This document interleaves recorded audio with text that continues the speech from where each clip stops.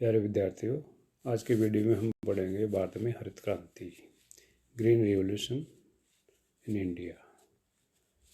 विश्व स्तर पर हरित क्रांति का श्रेय वैसे नॉर्मन बोरलॉग को जाता है, जिन्होंने सर्वप्रथम 1943 में मैक्सिको में खाद्यान्न की कमी और कुपोषण की समस्या से मुक्ति दिलाने के लिए गेहूं की नवीन किस्में प्राप्त करने का प्रयास किया था। 1950 के दशक में रॉकफेलर और फोर्ड फाउंडेशन के तत्वावधान में गेहूं की अधिक उपज देने वाली ऐसी किस्मों से है जो पारंपरिक किस्मों से ठिगनी एवं अधिक सशक्ति। ये किस्में मौसम परिवर्तनों से कम प्रभावित होती थी, लेकिन हरित क्रांति शब्द का व्यापक उपयोग और कार्य रूपेण प्रसारण 1960 के दशक में भारत में संभव हुआ। भारत वैसे एक कृषि प्रधान राष्ट्र है, जिसकी कुल जनसंख्या की 70% जनसंख्या प्रत्यक्ष या अप्रत्यक्ष रूप से कृषक मानी जाती है, अर्थात कृषि पर निर्भर करती है, क्योंककि कृषि उत्पादन ही इसकी आर्थिक स्थिति को बनाता है। हरित क्रांति शब्द का प्रादुर्भाव 1968 में अंतर्राष्ट्रीय विकास परिषद के सामने अमेरिकी प्रशासक विलियम गॉर्ड के उद्गारों से हुआ। उन्होंने उस समय हरित क्रांति के नाम से ही प्रपत्र प्रस्तुत किया था, जिसका आशय विकासशील राष्ट्रों में कृषि उत्पादन में आए परिवर्तन से था। इसको कृषि में आमूल परिवर्तनों के रूप में भी देखा जाने लगा, जो उस समय विकास के परिणाम स्वरूप हो रहे थे, क्योंकि खाद्यान्नों की कमी और कुपोषण की समस्या उस समय विभिन्न देशों में विकट रूप ले रही थी और कृषि विकास की गति धीमी चल रही थी। इसलिए ये समझा जाने लगा कि पौध विकास कार्यक्रम में इन समस्याओं का समाधान संभव हो सकता है। इस प्रकार के विकसित क्रमों में फसलों का उत्पादन तथा इनके विकास को गति देने से सामाजिक तथा आर्थिक क्षेत्रों में गति दी जा सकती है। लेकिन कृषि में विकास करने में सामाजिक आर्थिक परिवेश से जो भी विकासशील राष्ट्रों में मिलता है, वह एक बड़ी बाधा है, जिससे कृषि में नई दिशा और नई नीति अपनाने की कठिनाई आती है। भारत में हरित क्रांति के जनक डॉक्टर एम.एस. स्वामीनाथन हैं, और M S. Swaminathan ICAR Indian council of agriculture research यानी कृषि अनुसंधान एवं रिसर्च संस्थान के अध्यक्ष थे, जिनके निर्देशन में हरित क्रांति के संपादन का कार्य प्रारंभ कर देश को खाद्यान्नों में आत्मनिर्भर बनाया गया था। इस प्रकार नवीन रणनीति किस प्रकार से अपनाई जाए, अपने आप में एक मुख्य प्रश्न था। इन उद्देश्य की प्राप्ति के लिए 1966-67 में ही भारत में तकनीकी और वैज्ञानिक आधार पर कृषि में विकास व परिवर्तन की दिशा को ही हरित क्रांति कहा गया था। इसके अंतर्गत अधिक उपज देने वाली किस्में, सिंचाई, रासायनिक खाद, उर्वरक, कीटनाशक दवाइयाँ तथा तकनीकी का प्रयोग करना प्रमुख था। हरित क्रांति अपने आप में एक महत्वपूर्ण उपलब्धि कही जा सकती है, जिससे भविष्य की संभावनाओं को भी बल मिलता है। इससे के अंतर्गत अधिक उपजाऊ बीजों की किस्मों का उपयोग नवीन तकनीकी के साथ किया जाने लगा, जिससे संपूर्ण कृषि में ही क्रांति लाती है। इससे यह समझा जा सकता है कि समाज में व्याप्त गरीबी, भूखमरी तथा कुपोषण जैसी समस्याओं को समाप्त किया जा सकता है। हरित क्रांति के लिए अनेक कारक महत्वपूर्ण रहे हैं, जैसे संसार के सभी क्षेत्रों में, विशेषकर भारत में जन जागृति के आधार पर नवीन तकनीकी का विकास कर कृषि के महत्व को बताकर लोगों के आम रहन सहन के स्तर को बढ़ाना तथा उन्हें विभिन्न स्तर पर रोजगार उपलब्ध कराना आदि इसके महत्वपूर्ण पहलू रहे हैं।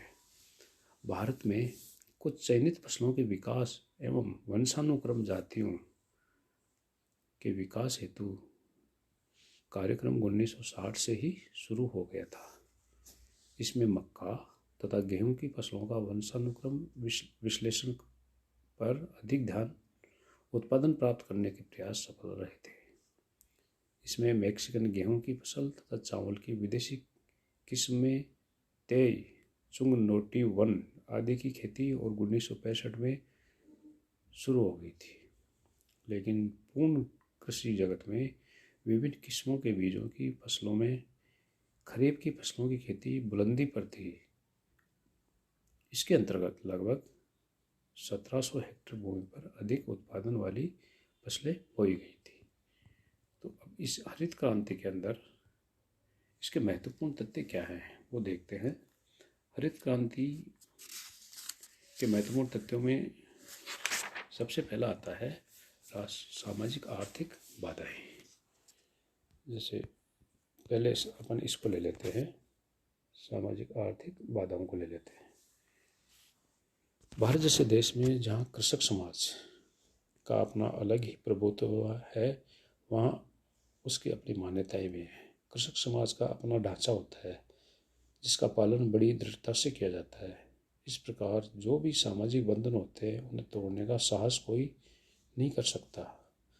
दूसरी ओर अधिकांश किसान वर्ग गरीबी में पलता है। एक समय पेट भरता है और 24 घंटे काम करता है। किसानों के जानवर जो खेत जोतते हैं जैसे बैल, और किसान के श्रम में कोई अंतर नहीं होता। खेत के जितने चक्कर बैल लगाता है उतनी चक्कर किसान भी लगाता है। एक ही छत के नीचे रहते हैं, वहीं सोते हैं, उठते बैठते हैं, वही उनकी दुनिया है। इस प्रकार यह दशाएं उनको आर्थिक परिस्थितियों या आर्थिक वातावरण का परिचायक है। ग्रामीण क्षेत्रों में कृषक समाज इस प्रकार सामाजिक तथा आर्थिक दृष्टि से दोनों में ही बंधा हुआ है, जिससे उसका छुटकारा मुश्किल से ही होता है। तो एक तो ये सामाजिक आर्थिक बाधाएं इस प्रकार से काम करती हैं। दूसरी जो है इसके लिए महत्वपूर्ण है वो सिंचाई। अधिक उत्पादित बीजों यानी हाइब्रिड सीड्स का प्रयोग तभी संभव है जब इनके अनुकूल सिंचाई की सुविधाएं समय पर उपलब्ध हों। वैसे अलग अलग फसल के लिए जल की मात्रा भी भिन्न भिन्न चाहिए, लेकिन उचित समय में जल उपलब्ध कराना आवश्यक है। इसी प्रकार कुछ फसलों के लिए या बहुफसलीय क्षेत्रों में बिना सिंचाई के खेती करना, उर्वरकों का उपयोग बिना जानकारी और ज्ञान के मुश्किल होता है या खतरनाक होता है। ठीक उसी प्रकार उर्वरक के दिए जाने पर कितना जल आवश्यक है, इसका ज्ञान भी फसल से उचित पैदावार लेने के लिए आवश्यक है। अन्यथा अधिक उत्पादन के लालच में पूरी फसलें नष्ट हो जाने की अधिक आशंका रहती है। किसी भी फसल से अधिकतम व उपयुक्त उत्पादन तभी संभव है जबकि वांछित समय में उपयुक्त जल दिया जा सके। जैसे देखा गया है कि उपयुक्त सिंचाई से गेहूं का 40% अधिक उत्पादन किया जा सकता है। विभिन्न फसलों के लिए एक निश्चित अंतराल से जल देने की व्यवस्था होती है। विभिन्न फसलों के लिए ये आवश्यकता भिन्न भिन्न होती है। कब कौन से फसल को कितना जल कितने समय बाद देना चाहिए, ये ज्ञान आवश्यक है। चावल के लिए यदि नमी कम हो जाए या आवश्यकता अनुसार जल नहीं मिलता है तो इसका 50% उत्पादन कम हो जाता है। इस प्रकार से जो वो इसकी महत्वपूर्ण बाधाओं में आती है। तीसरी शुष्क कृषि या वर्षापूरित कृषि, वर्षापूरित मतलब वर्षा पर निर्भर। शुष्क क्षेत्रों में फसलों के लिए जल का नियंत्रण नहीं हो पाता तथा इस प्रकार की कृषि का क्षेत्र भी रबी की तुलना में कहीं अधिक होता है। भारत के उन क्षेत्रों में जहाँ वर्षा 150 से 200 सेंटीमीटर होती है, अच्छे बीजों का उपयोग और नई तकनीकी का प्रयोग भी सीमित और कम हुआ है। ऐसे क्षेत्र में भारत के उत्तर पूर्वी राज्यों में है, जिनमें मणिपुर, त्रिपुरा, मेघालय और बिहार के पूर्वी भाग और असम के पूर्वी भाग ये मुख्य हैं। लेकिन पंजाब, हरियाणा और पश्चिमी उत्तर प्रदेश, आंध्र प्रदेश, महाराष्ट्र आदि ऐसे राज्य हैं जहाँ इस प्रकार की तकनीकी व नए बीजों का उपयोग काफ़ी हद तक किया जा सकता है। इस प्रकार कृषि क्षेत्र दो भागों में विभक्त है। पहले वे जो पूर्ण रूप से वर्षा के साथ सिंचाई के कृत्रिम साधनों पर निर्भर हैं, इनमें प्रथम प्रकार के क्षेत्र शुष्क कृषि के रूप में है, जो कुल खाद्यान्नों का करीब 17% क्षेत्र रखते हैं। इस प्रकार इन क्षेत्रों का महत्व अधिक है।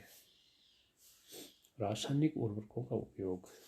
हरित क्रांति का दूसरा महत्वपूर्ण आधार रासायनिक उर्वरक, विशेषकर नाइट्रोजन उर्वरक, फास्फोरस और पोटास जैसे तत्वों से युक्त और इनके अनुपात के आधार पर उपयोग महत्वपूर्ण होता है। उर्वरकों के उपयोग से वास्तव में कृषि जगत में क्रांति ला दी है। बड़े पैमाने पर कृषि में परिवर्तन का श्रेय सीधा उर्वरकों के उपयोग को जाता है, लेकिन साथ ही अधिक नुकसान का श्रेय भी उन्हें जाता है। अगला है कृषि का महत्वपूर्ण तत्वों में कृषि में मशीनीकरण। कृषि में मशीनीकरण का उपयोग ठीक वैसा ही है जैसा किसी विषय में सांख्यिकी का, क्योंकि यह उसके गुणात्मक अभिव्यक्ति को परिचायक होती है।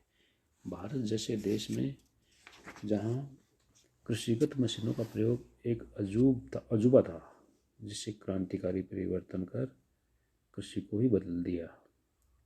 विदेशों में जो विकसित देश आगे बढ़े हैं, वहाँ तो कृषि में मशीनों के उपयोग से उत्पादन में अभूतपूर्व वृद्धि हुई है और उनका अनुसरण कर विकासशील देशों में भी इनकी अनिवार्यता समझी गई है। हरित क्रांति के तहत नवीन खाद, बीज, सिंचाई जैसी सुविधाएं उपलब्ध कराने के साथ मशीनों का उपयोग एक आवश्यक शर्त होती है। भारतीय गांवों में जब बिजली पहुंच गई और कुछ किसानों ने बिजली के पंप अपने कुओं पर लगा लिए, तो बिजली से मरने वालों के किसी भी गांव में बहुत चर्चित हो चले थे। ये वास्तविकता थी। कुछ हाथ पांव गांव बैठे तो कुछ जहाँ नहीं। यही हाल अन्य मशीनों का भी होता है। प्रारंभ में जब घास काटने की मशीन का उपयोग शुरू हुआ तो कुछ लोग अपने हाथ ही गंवा बैठे थे। इस प्रकार से मशीनों का उपयोग में भी सावधानी चाहिए। फिर आता है रासायनिक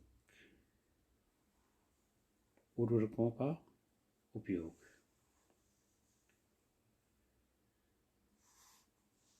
रासायनिक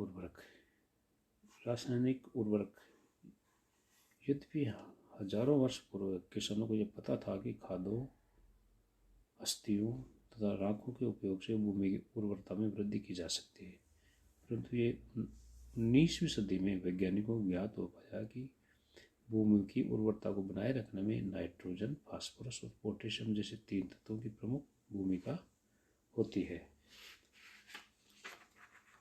जिनके उपयोग से मिट्टी के पोषक तत्वों की क्षति को पूरा किया जा सकता है।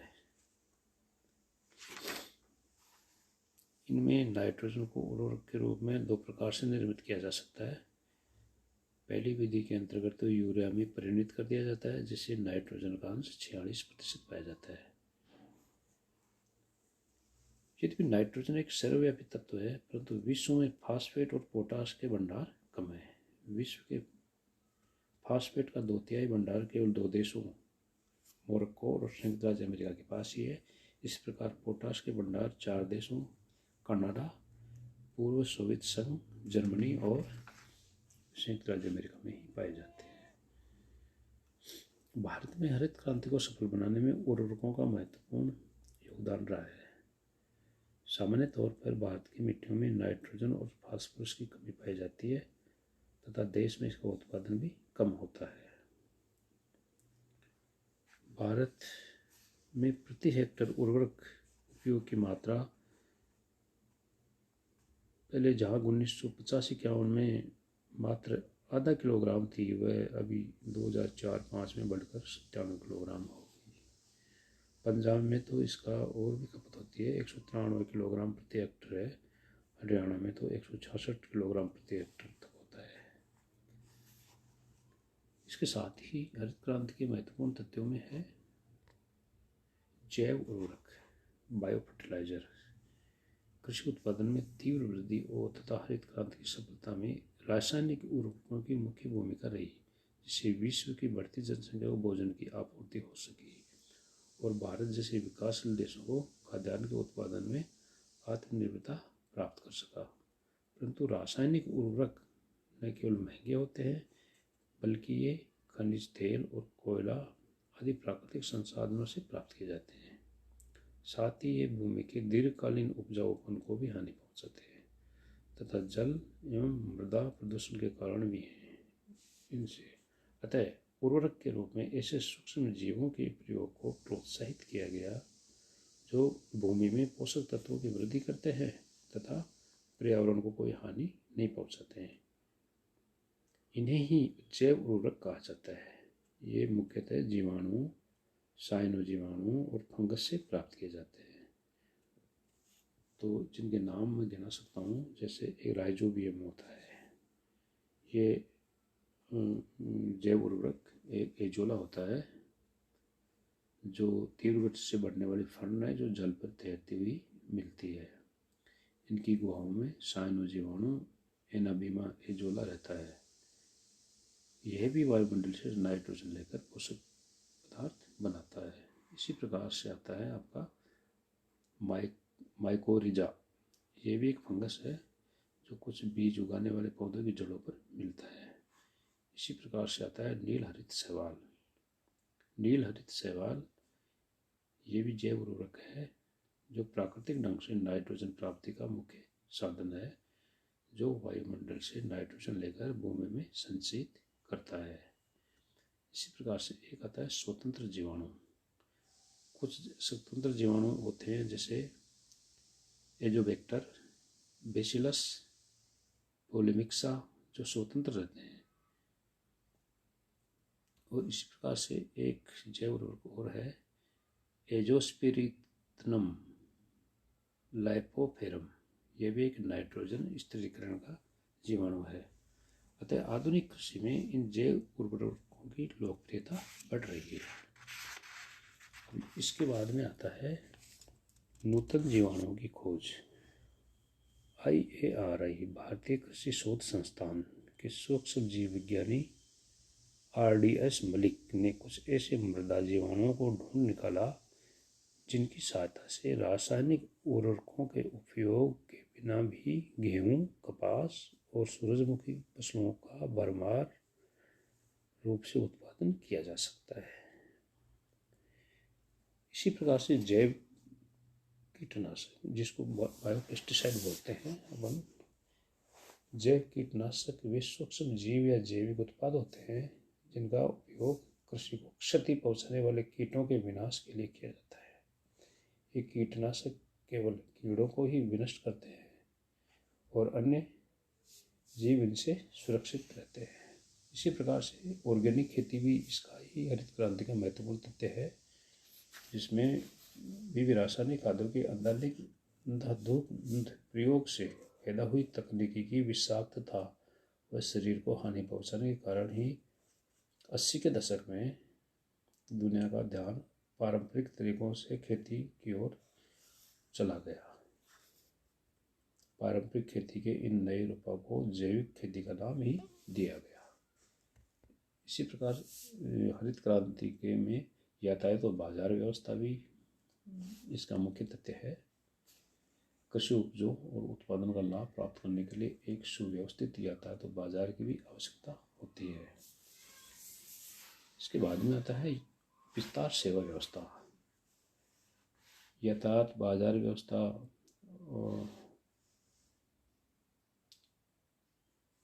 और मंडी की व्यवस्था, ये भी उन सभी व्यवस्थाओं को गति देते हैं। इसके लिए आवश्यक है कि ये विस्तार सेवा की व्यवस्था की जाए। ये सेवा अति आवश्यक होती है। जैसे दूध के बड़े केंद्रों पर बाजार से सीधे कार्यकर्ता दूध एकत्रित कर आवश्यक स्थानों पर पहुंचाने का कार्य करते हैं। इसी प्रकार साग सब्जी और एक निश्चित स्थान से विभिन्न केंद्रों पर पहुंचाकर वहां से आवश्यक आबादी क्षेत्रों में वितरण केंद्रों तक पहुंचाने का कार्य विस्तार सेवा के कार्यकर्ता ही करते हैं। इन सबके बाद में आता है ऋण व्यवस्था, क्योंकि बिना पैसे के हरित क्रांति नहीं ला जा सकती। हरित क्रांति का आधार ही पैसा होता है। समुचित व्यवस्था धन के आधार पर संचालित होती है। नए और अच्छे बीज, इनके लिए शोध परीक्षण व्यवस्था, प्रयोगशालाएं, उर्वरक उत्पादन संयंत्र, मशीनें, सिंचाई हेतु नहरों या अन्य साधनों का विकास और फिर सारे कार्य की तंत्र व्यवस्था जिसमें यातायात, बाजार, मंडी, कर्मचारी और किसानों की अपनी व्यवस्था और सुविधाएं हैं, सभी धन के बल पर ही कार्य करते हैं। इस हेतु सरकार ने विदेशी अंतर्राष्ट्रीय वित्तीय संस्थानों के काफ़ी मात्रा में ऋण प्राप्त किए हैं। इनमें अंतर्राष्ट्रीय बैंक, अंतर्राष्ट्रीय विकास परिषद, मुद्रा कोष तथा अन्य एजेंसियां प्रमुख में हैं। भारत सरकार द्वारा भी एकीकृत ग्रामीण विकास योजना अंतर्गत हरित क्रांति के क्रियान्वयन का कार्य विभिन्न क्षेत्रों के विकास हेतु शुरू किया गया है। इस प्रकार से हरित क्रांति के बारे में आज इस वीडियो में आपने पढ़ा और इसके महत्वपूर्ण तथ्यों को लिया। आगे की वीडियो में देखेंगे हरित क्रांति की उपलब्धियाँ क्या है। धन्यवाद।